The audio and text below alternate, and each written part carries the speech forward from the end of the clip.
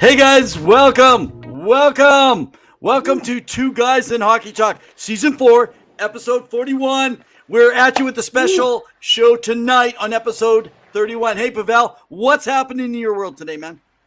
Playoffs. Nothing but playoffs. I'm doing good. I am glued to the TV. Apart from right now, I took 5 minutes just to grab a drink, and I'm back in front of the camera to chat with you beautiful people. And I'm super excited because we are on day 3, game 2 for a lot of teams in the playoffs. And it's been a rig-a-ding dandy, as you like to say. So I'm very excited. But remember, we're here live every Wednesday at 7 p.m. Mountain Standard Time. Give us a follow, a shout. We are on YouTube. We are on Facebook, where we get our news. We have a website coming out with JR Designs, who is one of our best sponsors. We work with Sports Empire for all your needs surrounding all sports, NBA, NFL, MLB, MMA, whatever you want to know, they've got you covered. But we here are their hockey content, so give us a follow. And you can follow Evan and argue with him at RevanEv on Twitter. Where's me, hockey_2. Evan, how you doing after that long intro from me?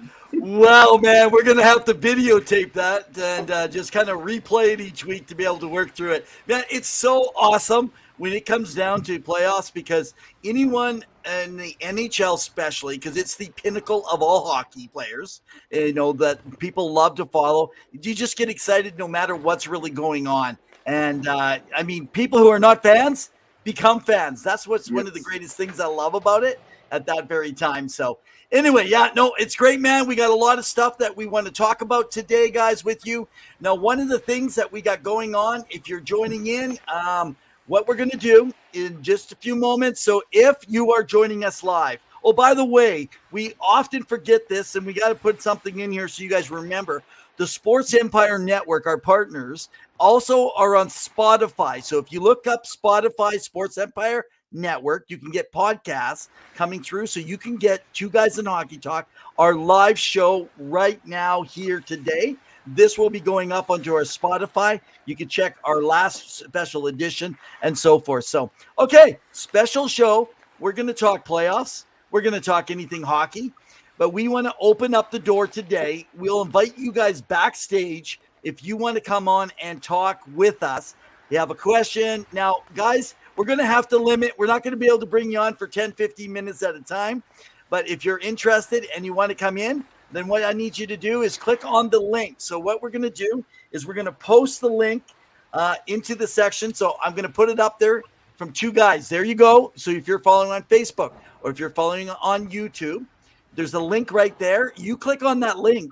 You're going to go right live backstage, and then we'll come on and we'll talk some hockey with you, whatever you want to talk about. So if you're Ray, if you're Zill, if you're Donald, if you're Larry, if you're Susan, or if you're Ezra, you come on and we love to chat with you. So why don't we go ahead and maybe just do a little bit of a recap of kind of some of the stuff that's happened last night. You talk about a ring-a-ding-dong dandy, man. Yeah. Oh, you know what? I'm missing something. Okay. Beverage. There we go. That way you know it's a real one. Woo! Okay, give us an update. Last night. It's been a wild 2 days of hockey. Where should we start? Toronto Maple Leafs versus the Tampa Bay Lightning. What a wild thing. First off, your initial thoughts on the 3-game suspension for Michael Bunting on his hit off Eric Cernak, who's now out for a couple of games. I don't know how long. I'm gonna. This is gonna be my take. So some of you are gonna like this take, and some of you are gonna hate this take. Suspension warranted. Bunting has done some questionable stuff, but seeing other suspensions, this is my problem. Are you suspending based on the injury, or are you suspending based on what actually happened? And that's my concern. If you're going to suspend people because based on the injury, now you're waiting. So what if people, they take the injury and make it look worse? So as far as I'm concerned, the suspension should be regardless.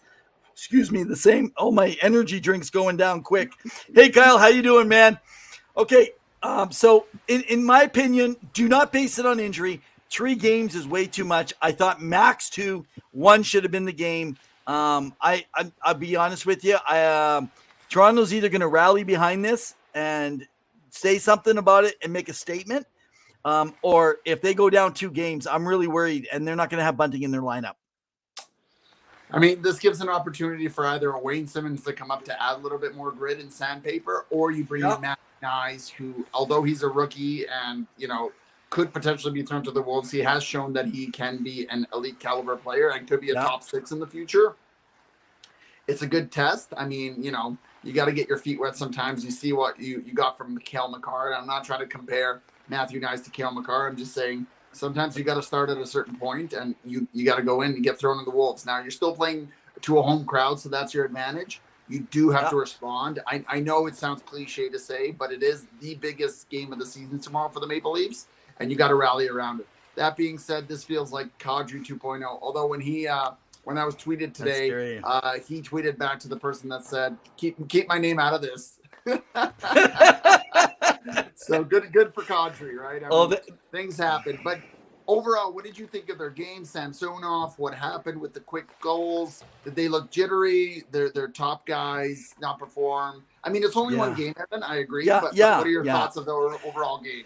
It was almost like I felt like Tampa has been playing possum going into it's like they rested up and just knew they were making the playoffs and didn't make the final push. So that's always my concern with it is that we can take a team too lightly. Looking at the way they came out now, either Toronto just broke down defensively. They left Samsonov hanging a few times. Now, I'm just going to put all penalties aside. The refs didn't cause the game and the loss, guys, if you're a Maple Leafs fan. But I'm going to tell you, Oiler fans, same thing. It wasn't because of the refs calling the penalty in overtime. It's not because they had less penalties.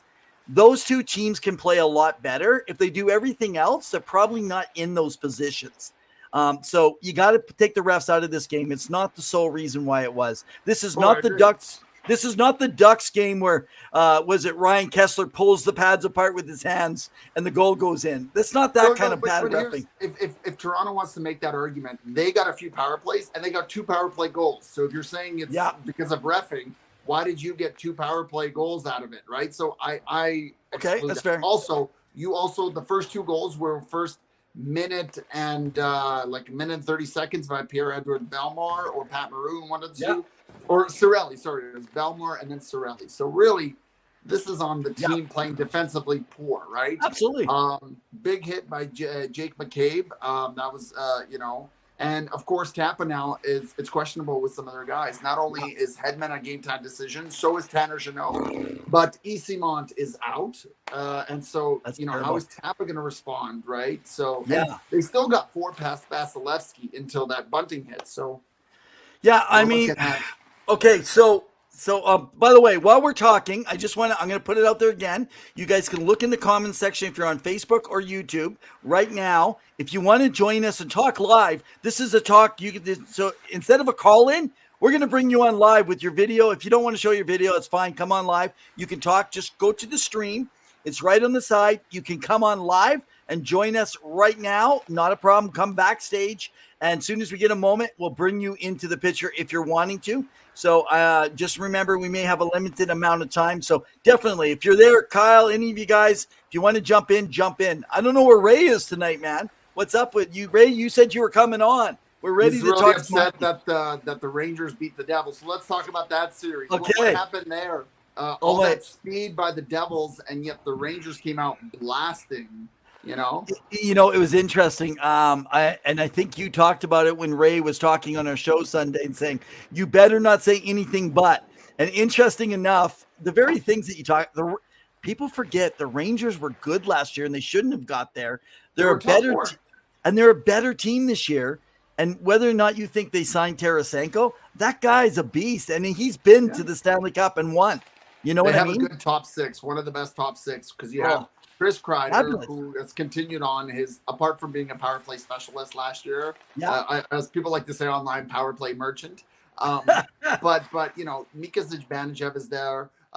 Philip Cheeto, or Cheeto, however you want me to pronounce it. The kid line, Lafreniere is playing solid. And they're back. And let's talk about Adam Fox having a quietly amazing Norris-like season again. Can I say this? Sure. In my playoff pool, I took Adam Fox. I am so right now. It's looking good. He only cost me 2 out of 5 to get Adam Fox. I don't know how that I have no idea. I happened. picked Bergeron, and he's day to day. And then I got to tell you, you guys have heard me. I am disappointed in Lafreniere, what he's actually done. I don't know if it's the Rangers development, what it is. Hopefully he changed it around. I really like the player. I like the guy. I actually put Lafreniere because I needed a guy with a 1 in my fantasy pool for the playoffs. So I picked him to be able to pull that thing together. So.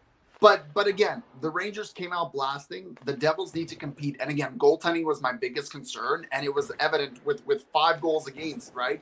So the Devils can score, don't get me wrong. And you need more from Andre Palat, who can really perform in the playoffs. You need more from Timo Meier, as you indicated on Sunday. But really, they need to get going. And defensively, they cannot have those lapses because Vanacek is going to have a hard time. He needs to kind of settle in the net. So moving over. Yeah, let's talk about the wild game between the Seattle Kraken beating the former Stanley Cup champions in their first ever playoff win, 3-1. What did you think of that game, Evan? And what did people think? Let us know. Oh, so I went back and caught highlights because that's one game I didn't get a chance to actually watch, and I actually thought it was going to be a cakewalk for Vegas. Surprise, Colorado. Oh, sorry, Colorado. Sorry, no. I'm still drunk from Sunday. I'm actually so tired because I've been staying up so late with these games. No, so what I was going to say, I actually meant Colorado. I thought it would be a cakewalk for Colorado, not Vegas. Now, I don't know what happened. Did they change their system? I only caught highlights. So if you watched guys, the game. You watched the game. Okay. So did something look different in the game the way Colorado was playing? Did Seattle seem to change their game? What do you think you saw in that game? Because three factors from that game. Philip Grubauer, who's had a really subpar save percentage this season. I think it was like 888 or 889, like very weak. Really outplayed it. I like to call it the Grubauer revenge tour, or game at least, because he played unreal, made some really key saves. Second off, that team plays by committee. And Evan, maybe you can refer to this. Back in 2006, when the Oilers went on that run, they didn't have any star players. Like Pronger was an elite defenseman, but they played by committee. This is what Seattle's doing. They know how to play, and each line was contributing. Now, there was a few, and again, in the playoffs, there's so little time and inches that's left that you have to make the most of it. In those moments when Colorado was, whether it was a change or whatever it may have been, Seattle pounced on it, and they made it count. The few shots that they got on net on Georgiev, who also played well. Yeah, he played well. They made it count, and they scored. And you have players who have been there. You've had Adam Larson, Vince Dunn. You have Jamie Alexiev, who's played on that final 2019 Dallas team, who knows what it means to take the win. You have, Yanni Gord, who is a Stanley Cup champion, who can play and is gritty. And that team plays by committee, and they forced their way, and they made him pay. And the big thing is they focused on Makar, Rantanen, and McKinnon. Your 3 big guys. Now, that's a stacked team. And don't get me wrong, Colorado has a lot of depth. They have Logan O'Connor. They have a lot of big guys that come out. They have Devontae. At one point, I don't know. They're the Stanley Cup champs, man. At one point, at one of their power plays, Jared Bednar brought out 3 defensemen on their power play. Because behind McKinnon, Rantanen, and of course, if Landeskog was playing, their defensemen are one of the highest scoring in the NHL. So you had Devontae, you had Cale Makar, Josh Manson, I think, was on that one as well. So 3 defensemen, because you've seen it, and I believe, I want to say it's Florida Ottawa. Ottawa this year played 5 forwards on a power play. This time, 3 defensemen. Impressive, isn't it? And not because they're trying to block shots. So that's some of the key things I noticed. Go ahead. Have you ever saw a power play with 3?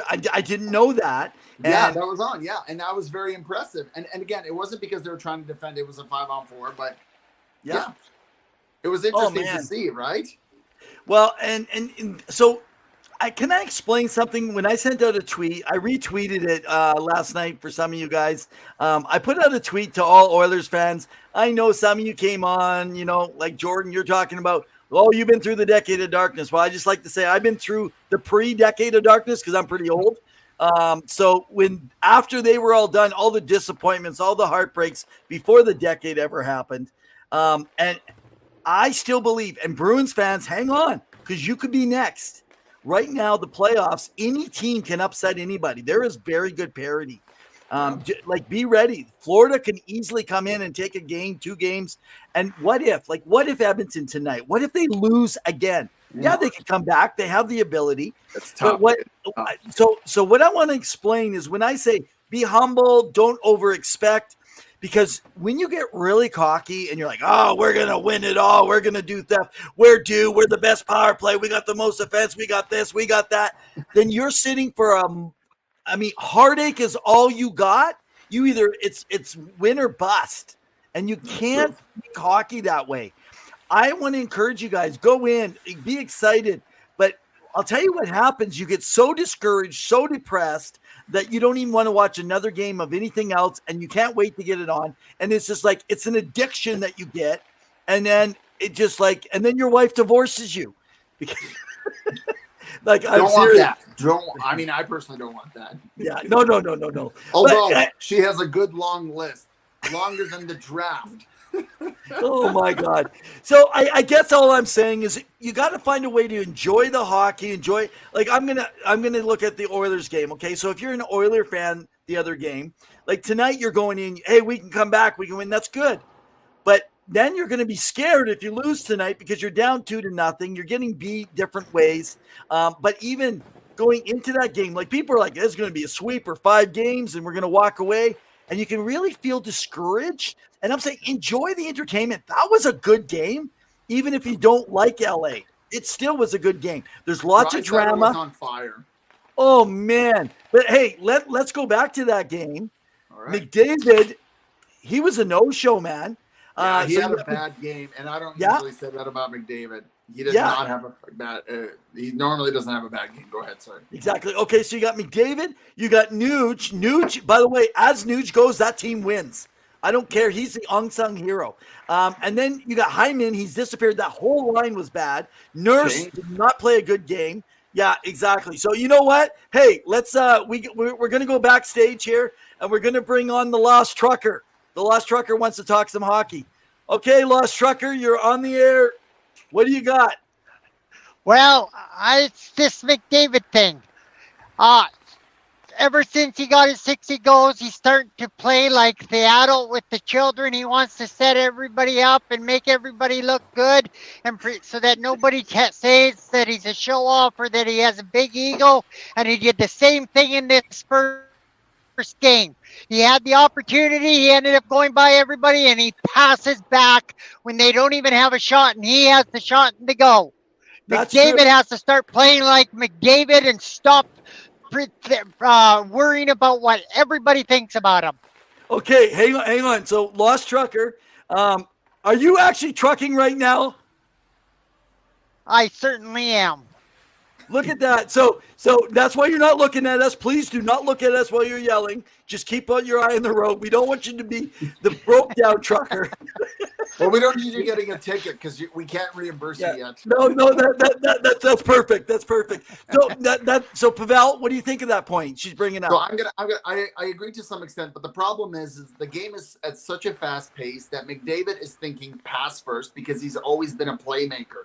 He can certainly score, and he's proven this year that 64 goals is something achievable, if not more, when he shoots. He's got a dynamic shot. Okay. The problem is, in that moment, he was trying to he's trying to be a Gretzky. He's not a Gretzky. He's not a Gretzky. He needs to stop trying to be Gretzky. Be McDavid. He's more of a, 65% assist, passer, 35% goal. He should be shooting more. Stop worrying about what everybody thinks of him. Just play the game to his ability. Go ahead, Pavel. No, go ahead. You respond. I think again the problem is he sees the game at such a high level. He's got such a probably the best high IQ of the game next to Crosby that he sees sometimes things that we don't even see on the ice. And of course, it's easy to in hindsight to be like, oh well, that happened, or and unfortunately that goal happened. But he did what he could. The problem was he did not have a good game overall, and he will be no. first to tell you. And I'm sure he's got a fire lit up under his bum, right? Like hot warm seats that you have in your truck, to the point where he's going to come out swinging. Wow. But Evan, your thoughts? Oh, okay. So Lost Trucker. So let's look back at this, because I actually agree with the Lost Trucker here. Let me tell you why. The last 4 or 5 games, I think McDavid tried to play the team game, tried to play the defensive game, trying to be the captain. And you notice all the points are going away. And now McDavid's trying to play that two-way defense. McDavid needs to do McDavid stuff and stick to it and not worry about it. I actually agree. And I think part of the problem is being too unselfish. When you've scored that many goals in the season, you got to go for it. So, okay, any last thought? And then we'll let you go, Lost Trucker. Kraken, damn Kraken game. They did it well, and they took out the hosts. And this really, like this 6-8 visitors road wins.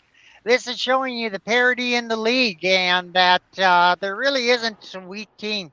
So let's go Stanley Cup. Bold prediction. I mean, thank you. If they had a run like what's it called, like the Vegas Golden Knights, that'd be amazing. Thank you, Trucker. Wishing you safe travels wherever you're off to. It's always good to hear from you. But yeah, Evan, your thoughts on the parity of the league and just Seattle and let's talk a little bit. I know you mentioned it. Yeah. Vegas and Winnipeg and what happened there, because people thought, oh, Vegas is going to sweep through. Go ahead. Oh, yeah, no, I didn't really mention it. I mentioned Seattle, Vegas, which is totally off. I should be called the Lost 2 guy. Oh, my gosh. So I knew Winnipeg could be the upset of the first round, but I didn't expect them to come out like that the very first game. They literally, Darren Dutishin, at least maybe there was someone before him, used to use this reference on the A channel back in the day for the Edmonton Oilers, I remember. And he would say, he'd say he beats them like a rented mule, right? And that's what I felt like the Kraken took to them. They literally beat the Vegas Golden Knights like they were a rented mule. Like they didn't have to care what happens afterwards. And they made a statement. Yeah. They made a statement, not Kraken. Did it again. Oh, I keep calling them the Kraken because I see your jersey behind you.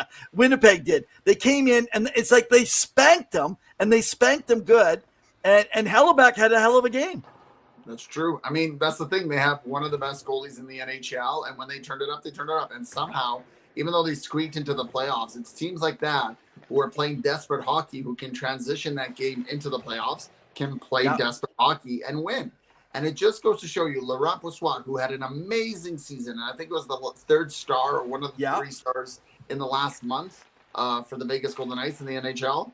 His 920 percentage did not look that good last night. And so do you go back to him, or does Peter DeBoer go with, I don't know if Logan Thompson's back or he's still injured. No, I mean, Logan's not. Really, just like Toronto, like they're looking at Wool. Like, what do you do in Vegas? And I'll be honest with you, Jack Eichel didn't seem like an X factor. He seemed kind of meh.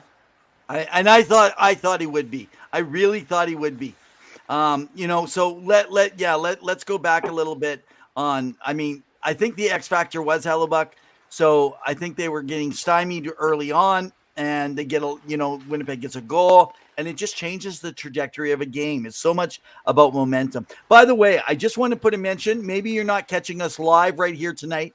If you are live, just go onto the link that's in your comments on Facebook and on YouTube. You can join us live. Come on, and we'll talk hockey with you right now if you want to jump in. Whoever you are, it'll take you backstage. Now, I also want to let you guys know some of the countries out there, you guys are catching us maybe an hour later, 5 hours later, some of you a day or 2 or 3 days later, following us on Facebook and or YouTube, specifically through Facebook. So last week on our actually it was this last Sunday, we haven't saw this many followers come out of Sweden. So I just want to say, hey guys, a shout out to you guys in Sweden that are joining on, as well as the Czech Republic and Bangladesh. I don't know where you guys are coming from. I don't know if you grew up with hockey, if you've been relocated hockey fans that moved there for work. But guys, big shout out. And I want to give you recognition, Finland and also the United Kingdom. So, hey guys, I appreciate you guys following us. It's guys like you that help make this work. Before we go to our next little piece, I do want to just kind of put out a bit of a teaser. So Pavel and I were just kind of talking. We're working on something. We can't give you details right now, but there's some more stuff with partnership that we're working on, some big stuff happening, and we're looking to maybe announce something by our next show next week. So there's just a few conversations in the works, and I've been reassured by our webmaster, JR Web Designs, who's coming in, that our website is getting really close. So you can go follow all our former guests. And if you want to be a writer, so send us an email to 2guyshockeytalk@gmail.com and let us know if you actually want to get involved in writing. It's one of the excellent opportunities to network yourself with hockey people everywhere. In fact, that was a lot of how not only, so I started off working in trying to take broadcasting school, and then didn't work out. So later on, I started doing writing, which I didn't think I would like, and it just networked me in to starting to work all around the game outside of playing it. So, guys, these are excellent opportunities for you to make those connections. So, anyway, where do we go next? What do you want to chat about? I just want to make one announcement. I saw it on Twitter today that Cassidy Sauvé is back to skating. So props to her. Bravo, bravo. Woo! Hey, Cassidy. Nice. Maybe tell everybody who she is. She's a goalie. She was a former guest of the show, a goalie. She played in Finland for a bit. Then she transitioned over to Buffalo, I believe it was. I forget the name of the team, Evan. You can remind me. And she got injured a little bit, so she was out for a bit. But in the summertime, she does practice with the Toronto Maple Leafs, so that's pretty cool. So she's been a guest on the show, phenomenal goaltender, some insightful knowledge. Make sure you go check out that podcast. It was very fun. One of our best, and I was actually just going to say she actually practices with Mitch Marner. That's I just said the Toronto Maple Leafs. Yeah. No, but she actually does regular practice in off season. So guys, listen to. She was in Finland last year before she went to the Buffalo Beauts. So that's in the what's that? I couldn't remember the Buffalo Beauts. The Beauts, the Buffalo Beauts. So, they're beautiful, those Beauts. It's a part of the Premier Hockey Federation. So, but she got injured early in the season and missed out on part of her season. But in Finland, she had 8 wins, no losses, no ties. She didn't even have 1 goal a game. It was .88 goals against average. And she had a .964 save percentage in those 8 games. Go back to college, she had incredible save percentage, and she really talks and breaks down the goaltending piece, just like someone recently, one of our guests, right, with it. So, hey, Matt, how you doing, man? Go Avs, go Avs. Matt, hey, Matt, if you check in our links there, if you want to join us on live, we'll bring you on. We'll talk right here, right now, if you want to join in, buddy. So, guys, just remember, jump in on our link. We'll bring you on backstage. We'll pull you on and talk hockey right here live on the air. Can I kind of go to back to the Winnipeg game? Sure. What do you think was the difference? So the last, I don't know, I'm going to say 6 to 8 games, Winnipeg started really getting back to the basics or something. What happened with that team that literally they started great, they kind of mediocre, and then they really struggled, and then something turned around with that team? What do you have any indication or anything that you think happened or that you observed? Rick Bowness got this team in shape. He knows how to communicate with his players. He did it in Dallas. He got him to they were competing in the Central for the top spot as of January. They had a bit of a falter. Scoring dried up, of course, but really, I mean, it comes down to coaching. He was able to motivate these guys and get them going. And Rick Bowness knows how to do that. He knows how to communicate with his players and getting them going, right? I mean, if you have a good quality coach, as you've seen in the NHL, whether it is a Bruce Cassidy, Jim Montgomery, or Jay Woodcroft, they know how to connect with the players and they know how to get the best of it. Because you're not teaching these athletes how to skate, how to pass. Right. They already know how to do this. You're motivating them. How do you get them to that next level? How do you give them a purpose? How do you put them in levels and places to succeed? And I think that's what has helped them succeed. And again, like I said, they were playing desperate hockey in the last few games because they did kind of take their foot off the pedal close to the end of the season. So okay, but they were like out of sync for 2 months. So could you not say if a coach got him back in shape like Rick Bowness, did he lose a room for 2 months, 3 months? No, I mean, there's a lot of things that go into factors. The long schedule, the travel time. Yeah. There's always things personally going on for players. Sickness could be going through the room. Okay. Sometimes you're on a drought where players weren't scoring for a few games, and that really takes up a lot of you, like a lot of confidence in your game. Maybe you're not feeling the best. Maybe you're having a spat with a player or with a colleague. Like, there's all these factors that people don't take about. We've talked about this dynamic that's beyond the ice, and sometimes those things take effect, right? And Kyle was in our backstage. So Kyle, I don't know if you're there. Come on back on. You were there for a minute. I was going to ask you a question. So Kyle Edwards, he's a Bruins fan. In the midst of watching the Bruins probably right now. That's why he had to leave. Maybe they got scored on. I haven't checked my scores right now. But jump back on, Kyle. Okay, yeah, no, absolutely. What's that? I was jumping in on Kyle's show just recently. Oh, were you? Awesome. Okay, let's bring him on. Hey, Kyle, how you doing, man? Are you on? Can you hear us? Hello, can you hear us? Oh, there we go. We're moving around. Are you there, Kyle? Okay. Kyle's are you there, Kyle? Can you hear us? Can you hear us? Testing. Kyle's like the Boston Bruins. He comes in and out of our lives. Oh my goodness, this is too funny. So, by the way, Kyle just can't make up his mind if he wants to come on and talk about his Bruins. He's our mystery guest. He's coming in. Not going to say much. Strong choice. Yeah, he's gonna. This is the whole teaser. We're just kind of teasing you a little bit. So Kyle is a number one fan and is totally supportive of his Boston Bruins, who are ranked, guys, the number one team, the best regular season team in wins in NHL history. He goes, I couldn't hear you guys. You had to head back out, Kyle. Yeah, we got you. Sometimes if you go out, Kyle, and come back in, we'll be able to actually get you going. All right. He's got a great show, chomping at the bit, which is great. Hey, man, trying to make a Conn Smythe future. McDavid, Pasta, or Allmark. I mean, it depends on who's in the final. If it's those guys, it really can depend, right? Like, are they injured? You know what's funny about the Conn Smythe, Evan? I'm going to say, and Matt, maybe chime in whether you agree or not. It's supposed to be based on the full series in terms of 4 rounds. But oftentimes you see voters will pick someone or hone in on someone in the last series, in the Stanley Cup final for a team, and what it is. So, for example, in 2019, when the Blues won, Bennington essentially, I thought, would have won it. But it ended up being Ryan O'Reilly because he had such a good series against the Bruins. So you wonder, is it biased again where it's just like the last series, or should it be against the 4-round series that the team participates in, right? And it's very odd sometimes. I know it doesn't happen. It's happened rarely in history of the hockey world. Where a team of the loser, or essentially doesn't win the Stanley Cup, wins the Conn Smythe, right? It's always interesting to see that. So, deserved last year for Makar, but.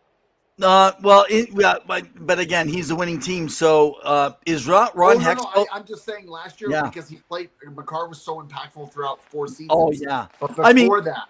Makar was the difference against the Oilers. I don't care what you guys say. He was the difference maker. Yes. I mean, literally, he was the one defensively coming back and stopping McDavid constantly while they were stopping him and Draisaitl in essence, because they were playing the same line, with it. So, going back, so I maybe paid enough attention over the years, but the last Conn Smythe winner who lost, I think, is Ron Hextall.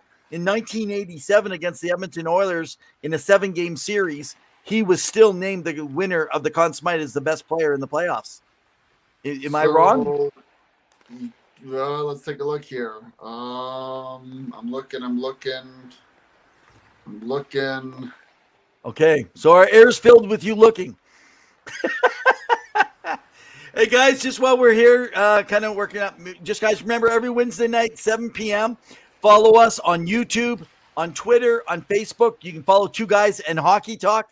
And when you come on here to our show, this is our live show. So Two Guys and Hockey Talk live show where we're interactive. We go with several guests all throughout around the world, in the hockey world at every level, women's, men's, junior, whether they're agents, past presidents, management, players, former. Go on, check out our show. Our website's coming soon. Sponsored by JR Web Designs. We also thank Sports Empire Network, who we also work as a hockey content on their show. They give us a platform in our partnership, and they also promote our show on all their different channels, guys. So give them a follow for all your other stuff. In fact, chomping at the bit, Kyle, who we just had on, I was going to give him a chance to advertise his show here, but he chomping at the bits. Chomping So at we had Glenn Hall in 1968 with the St. Louis Blues, who went that was their first inaugural season. Reggie Leach in 1976 with the Flyers. Again, the most goals. Ron Hextall the year after with the Flyers, and then Jean-Sebastien Giguère in 2003. Jean-Sebastien Giguère. That's right. Yeah. Hey, so I just want to correct. You said Reggie Leach, and you said Ron Hextall the year after. It wasn't the year after. It was the next Flyer. Reggie. Right. Yeah. But anyway, that's okay. Reggie Leach, 1976 Philadelphia Flyers. Sorry, 1987. Yeah. My numbers are wrong. I got to get something wrong to get down to your level here tonight. Oh, dude, I have a really bad back from carrying you on this show so many weeks in a row. It's just true. Like, it's anyway. You need a better backpack and harness. I digress a little bit. So while we're waiting around on a whole bunch of folks here, what was this? So Matt was saying, so glad he's back. Who's back? Matt, I might have missed that. Do you know what he was referring to? Oh, I must have missed it. That somebody's back. Oh, missed it. Somebody's back. So he was referring to he's back. Oh, Makar. So glad he's back. Oh, I bet you was referring to Makar. Yep, there we go. Thank you, Matt. Appreciate it. Absolutely. So, Matt, let's talk about this, Pavel. What do the Avs have to do to get back in this and to make sure that the Kraken can't surprise them again in the next game? Play their game, play more defensively sound game, and try to have more quality grade A chances of scoring. I mean, that's really it. You have the building for game 2.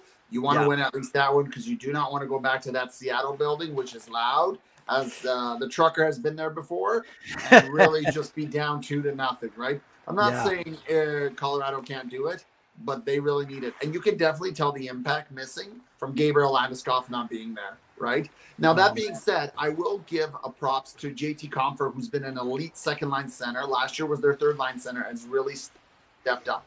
And Bowen Byram, this should be his coming-out party. We all know how good he can be. He needs to step it up and show us how good he can be, right? Because you've got your top pairing with Makar and Taves.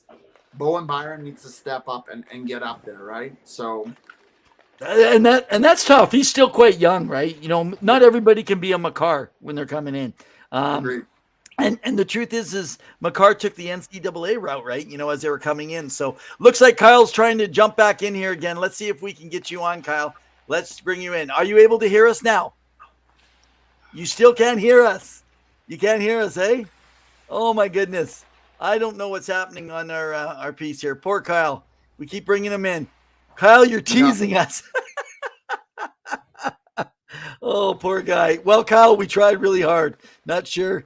Maybe we should send the lost trucker to go find out what's going on with Kyle over there in Boston. Give her a few hours.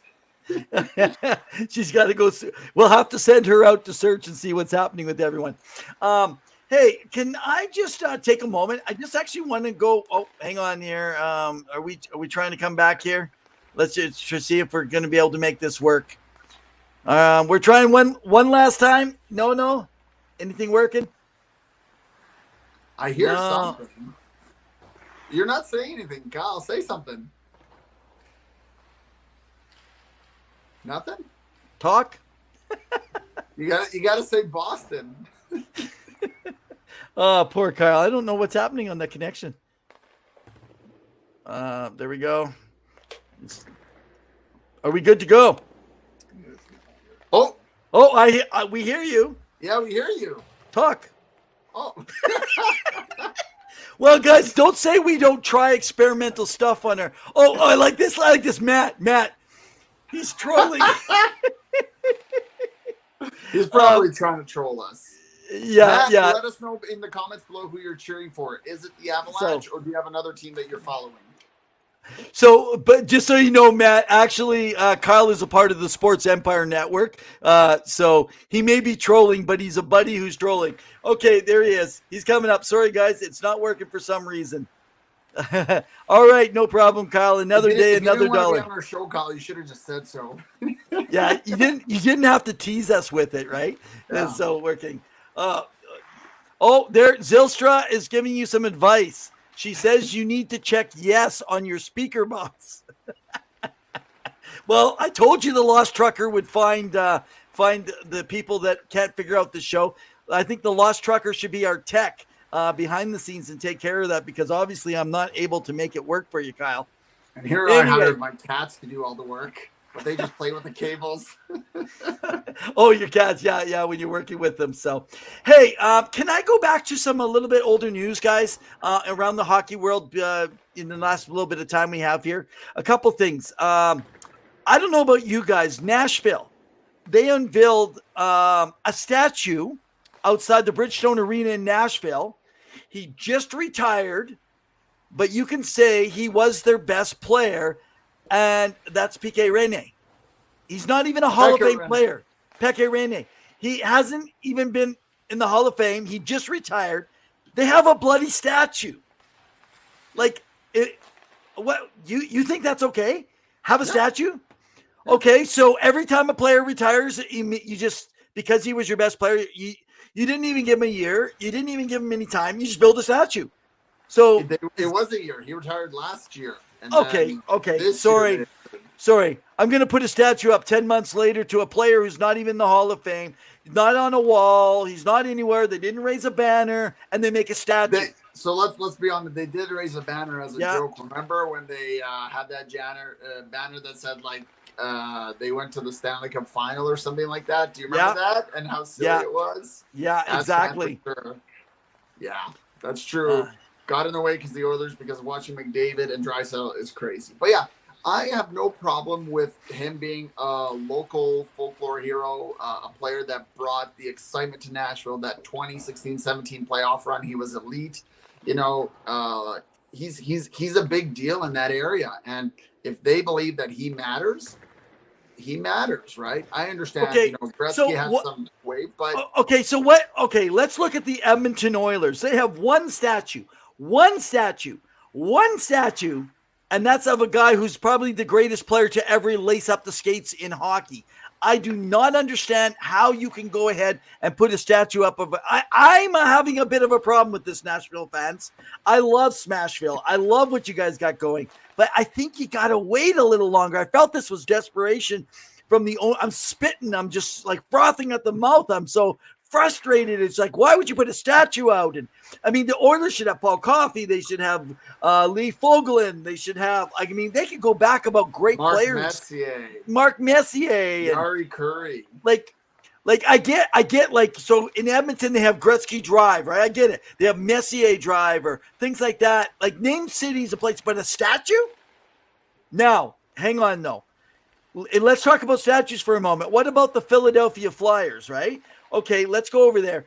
The city of Philadelphia, it is kind of interesting because the only boxing statue they have is Rocky Balboa, a fictional character from a movie. Yeah. It's a movie boxer. So really it's the one of Sylvester Stallone is really what it is. It's just like, so I guess if Philly can put a boxer that's actually from a movie, I guess Smashville can put up a guy that's only 10 months released from his, into his retirement. I don't know. First off, that movie series of Rocky Balboa, and even the new ones with Creed, is phenomenal. Oh, Matt's saying Kings will win the cup every time they trade with the Jackets, though. I mean, they traded Quick away, and Quick didn't even want to go to the Jackets, so they had to work on that as well.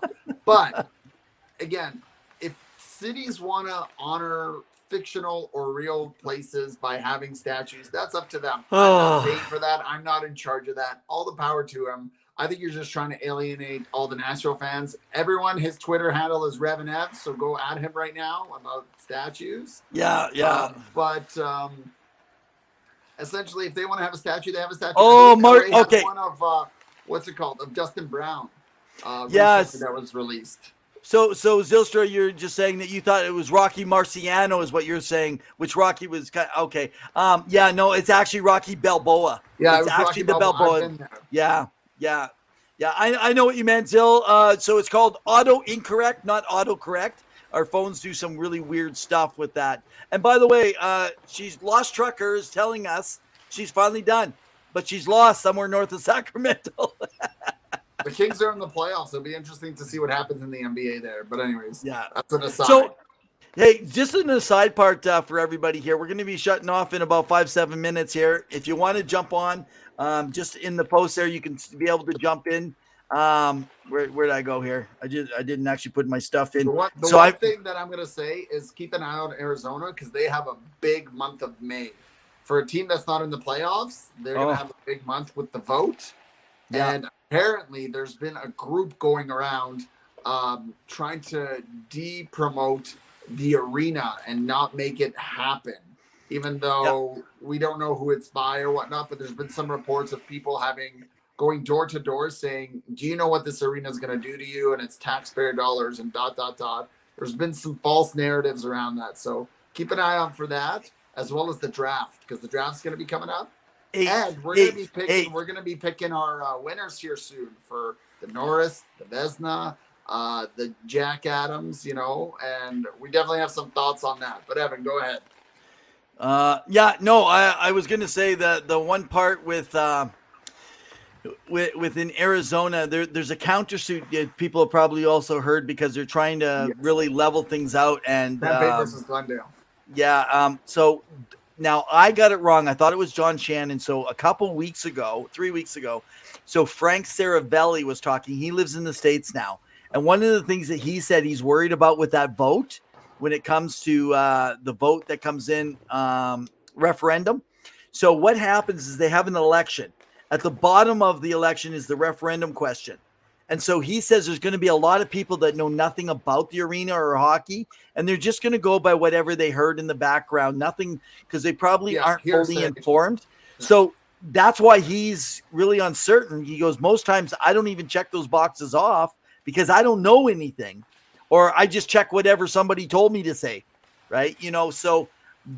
So if they're going around and they're putting some, things in their ear or things that are it's crazy. I was going to add go ahead. Go ahead. So if you want to be a conspiracy theorist in the world of hockey, I know that there's an owner who owns the I don't know if it's the Utah Jazz, the NBA team. He really wants the team in Atlanta again. Now we all know, we talked a little bit about that. Vernon. Is that Vernon? I think it's, isn't it? Vernon? And so they want to potentially build a new arena rink in Atlanta. So if you want to put two and two together, maybe the NHL is bracing for Arizona to move, but it would be to stay in the southern state in Georgia and just maybe move there. Now, they could do a little fiddling if it moves that far east, because then they would have to move a team that's west or central, essentially, right? Which Arizona had to do because they were originally in the Pacific. But if this doesn't work out, I think the NHL wants to be prepared, because there's no guarantee that they'll get the vote. And so what's going to happen with the Coyotes next year, right? It's too much drama. It's too much. It's too much food for thought. Yeah, too much drama. So Zylstra brings up a good point. So, and she's very knowledgeable in that area. The Lost Trucker gets lost a lot in Arizona. So she's very familiar with there. And she was mentioning 40,000 people actually in that area of Tempe is what you're looking at for voters to be able to come in. It's a small section in itself that's making a big decision. So that's not a lot of votes to come in on.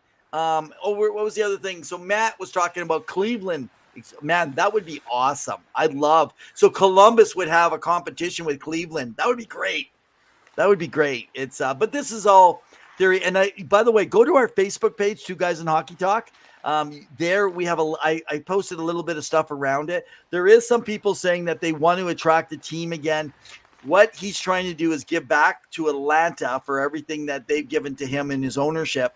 And so he wants to propose this a multi-billion-dollar complex, a big deal. But he's saying, but he wants it so good that literally an NHL franchise could just say, hey, we're coming, because it's so good. So he didn't say we're building it for the NHL. So let's be clear about that. He was very specific. Don't misread into that, because I think we all believe, most of us anyway, that if the first team is going to have a chance is going to be Houston, because they've showed they own their arena, and the owner owns the NBA. Houston is it Rockets in the NBA?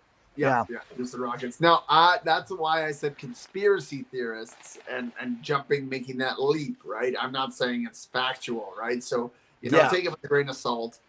There's definitely something there, right?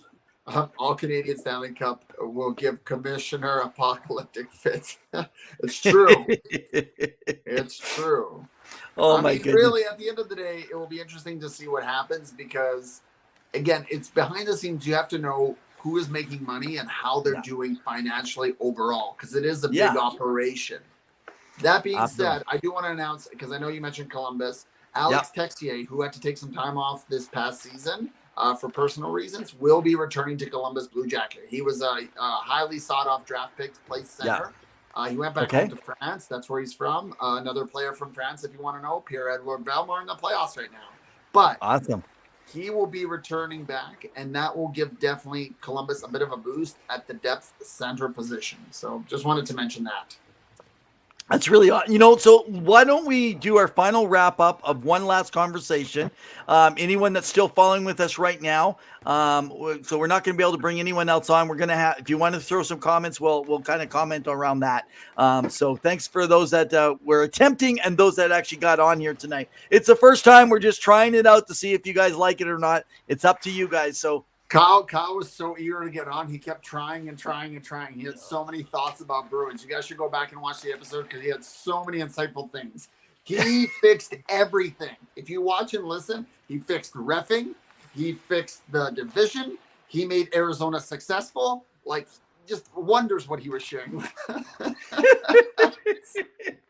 That's hilarious. Okay, let's finish this last piece. This is a big piece that's out there. I've commented on Twitter at RevanEv or at hockey _2. I always want to call you Hockey Talk, but you're a Hockey 2 for our hockey, Two Guys in Hockey Talk. So Pavel runs that part of the Twitter world. So guys, in the Twitter, we're talking a little bit back and forth. And one of the things right now is about general managers. Kyle Dubas doesn't have a contract. We talked about Trey Living. He chose not to stay in Calgary. There was a rift of something. He did not follow the vision they wanted. I've already said it. And this is speculation, because I've got what I think are insiders, and they're not Pavel the Cat. And it sounds like they wanted Sutter. Trey Living wanted to move on, but it's a lot of money, and they don't have a lot of money to play with. And so it gets really tough, right? I just got to post this. Good one, Zill. Kyle for commissioner in 2024. Let's start the campaign. There we go. Kyle, if you're getting this later, go for it, dude. Try it. So here's the thing. Trey Living is out. There's options. And I'm telling you right now, he's landing in, I know there's going to be 3 spots possibly, but 1 and 2 spots. The number 1 spot, and that's if Dubas leaves and doesn't return, or they don't bring him back, and that is Toronto. Trey Living would fit in there. But also, I'm telling you, Pittsburgh is hot on the tail right now to look at. And if Pittsburgh can get him signed earlier than before Toronto even is out of the playoff potentially, they could sign themselves into him. But there's also talk that they want to wait, because if Kyle Dubas is not there, he could end up in Pittsburgh. And I know Pavel's talked about that part of it. So there's a little bit of a triangle. But I start to wonder if they want to keep Sutter. Either Sutter becomes, I think Sutter's a better GM than a coach, in my opinion. But it didn't go well the first time around. So will they do it again? But they have Craig Conroy, and I'm trying to remember the other assistant general manager. Could they say, hey, this is what we got. We're going to give you guys a chance to continue. But Sure. they don't want to do a rebuild. They do not want to. And that was the thing that Trail Living was ready to make some big changes last year. And the Flames are not going to do a rebuild. They're kind of doing the and Detroit they were thing. close to the playoffs. I mean, they could still make the playoffs next year. They're not that far off. So Yeah, possibly. But are you going to move further? How you get further ahead with older players and your push? I don't know. Well, It's but going you to be have a lot hard. of those players on 1 more year contracts, like a Tyler Toffoli, like a Michael Backlund, like a Elias Lindholm. Okay, And so what if you they wanna don't go for sign? one last hurrah, What if they don't sign? And well, you and have if 1 more they year with them. Okay, You have 1 okay, more watch year this, with though. them. So you Say trade you them at ha- the trade deadline next year. Okay, so but let's just say you have them next year. You're not getting in the playoffs with them any more than you were this year, unless you have a So you better trade them year at out the of all trade those players. deadline because you'll know where you're at. Yeah, yeah. Well, I get it, but now you trade them at the trade deadline, and you're still now so you get pushing yourself. prospects. Yeah, but now are you rebuilding? Because they don't want to Maybe rebuild in retooling. Calgary. I don't know. I don't know what they're going to be at retooling. next year. Yeah, I don't no, know what I don't know what the situation is. My biggest question for Calgary, like most teams, is what's their goaltending situation? With the emergence of Dustin Wolf as a really good player, and I know it's only 1 or 2 games, but is he our backup next year? Is Vladar gone? Is Markstrom gone? Are you going to throw that away, right? Because Markstrom's in what, year 3? Or he's going to be in year 4 of his 6-year contract. Yeah, Dustin Wolf's going to be there though because. But then what are you doing with Vladar or he's gone. Markstrom? I think he's gone. Okay. Yeah. And Zill said, what if new GM trades Huberdeau before the contract kicks in? Who's going to take that on? Well, you know what? I might consider that if I was Columbus. They have no cap. Who are you trading from Columbus? Yeah. They're against the cap. Yeah, you trade players. That's how you do it. You don't know how to do that? Go talk to Kyle Dubas. He knows how. So you want to trade 2-3 good, solid young rookies for one older player who's in his 30s? One older player. Yeah, he's the same. Huberdeau.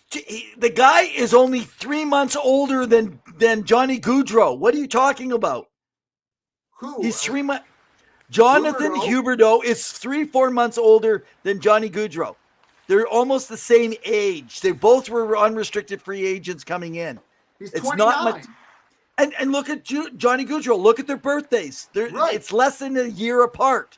And they're coming in. His contract is bigger than what Johnny Gaudreau is. And last year, Huberdeau had the best left wing, most assists in the NHL history. You don't just change overnight, either injury. Yeah, but you're not going to keep somebody who has no trade clause included in their thing, and that's what Huberdeau does. Yeah, but that's fine. We can get rid of those contracts. The guy's not going to play as bad as he trade clause. How do you get rid of a no trade clause? What she just said, you trade him before it kicks in. You trade him before it kicks in, and then you unload that contract. But the new people don't care. If Columbus can find a way to make it work, you make it work.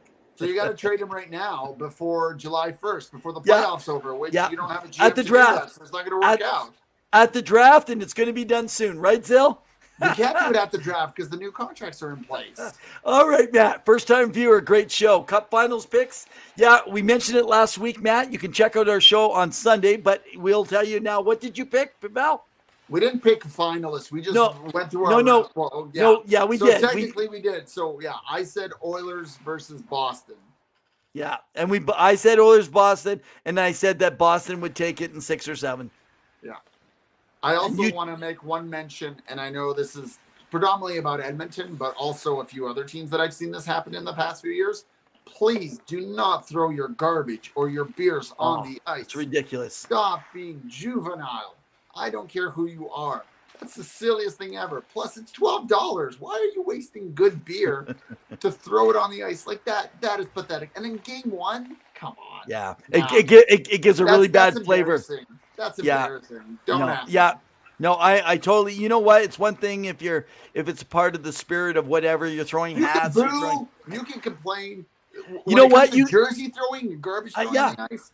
Well, you know what? I'm okay with jersey throwing. You paid for it. It will not injure anybody going on the ice after the play of the game. I'm fine with jersey throwing. No. Well, guys, that's another edition, another ring-a-ding-dong dandy. Thanks for joining in. We appreciate it. We're going to let you go. Enjoy the rest of the playoffs. We'll see you next week as we update. And as we always say, in the meantime and in between time. Keep your sticks on the ice and your garbage off the ice. All right. Have a good one. Bye.